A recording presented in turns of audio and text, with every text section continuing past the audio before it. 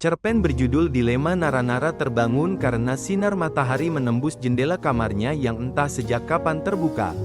Sejenak, ia hanya menatap langit-langit kamar. Matanya masih terasa sembab, sisa tangisan tadi malam. Kemudian, Nara bangun dan duduk di sisi ranjang kecilnya. Gadis itu memandang sekeliling kamar, dan tiba-tiba, suara pecahan kaca terdengar dari luar.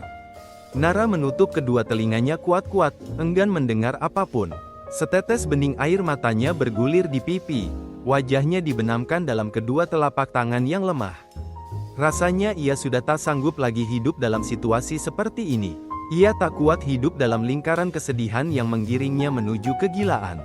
Nara berjalan perlahan keluar rumah, di antara jalanan sepi sambil menundukkan kepala seolah malu dunia melihatnya. Ia menatap siluet hitamnya di antara bayang-bayang pepohonan dan rumah. Nara berhenti melangkah saat seseorang menghalangi bayangannya. "Ada yang ingin kukatakan padamu," orang itu mulai berbicara kepadanya. Nara mendongak, wajahnya terasa familiar. "Kenapa?" gadis itu bertanya dengan wajah datar, tapi Nara hanya diam. "Kenapa kamu harus LAHIRDI dunia ini?" ia mulai membentak. Gadis itu melayangkan telapak tangannya ke pipi Nara. "Pergi." Nara tak sanggup menatap lawan bicaranya. Ia hanya memegang pipinya yang terasa nyeri karena tamparan barusan.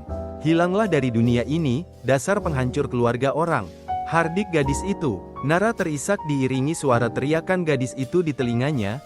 Tetesan bening meleleh, merayapi sudut wajahnya. Nara adalah anak perempuan biasa yang hidup dengan kasih sayang utuh dari orang tua. Ia hidup berkecukupan, bahkan lebih. Semula, ia mengira hidup dalam zona kesempurnaan, tetapi ternyata, semua itu hanya bualan. Ayahnya, ternyata, seorang pria yang telah berkeluarga. Saat itulah ia menyadari, ibunya adalah istri kedua ayahnya. Keluarganya tidak diinginkan oleh semua orang, ibunya dianggap wanita yang tak punya harga diri. Tidak ada yang sudi berbagi nafas dan tempat dengan keluarga Nara. Mereka tidak pernah mau tahu separah apakah kerusakan jiwa yang mendera orang yang mereka cemooh. Istri pertama ayah Nara adalah sahabat dekat ibu Nara. Sahabat dekat yang saling mengaitkan janji satu sama lain sejak duduk di bangku sekolah untuk tidak mengkhianati.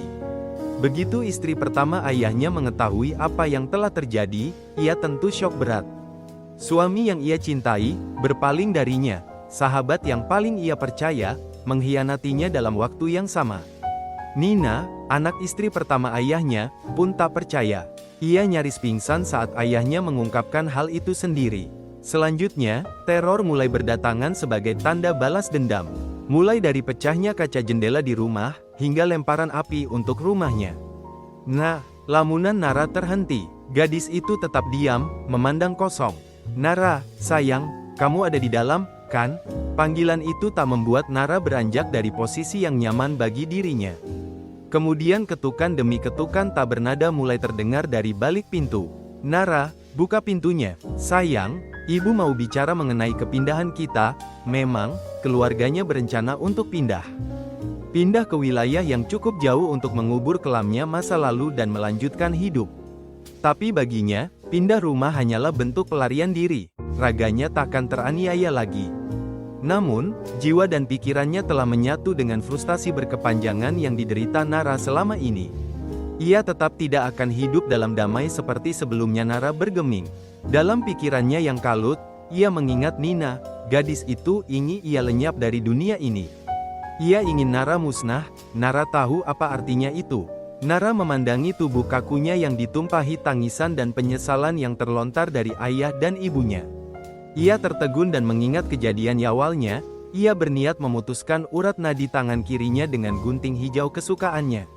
Awalnya, ia tidak mau melihat orang tuanya menangis hebat sambil memeluknya. Awalnya, ia ingin merasakan rasa sakit yang mendera jiwanya lebih lama lagi. Namun, saat ia menutup mata dan menguatkan diri atas segala risiko,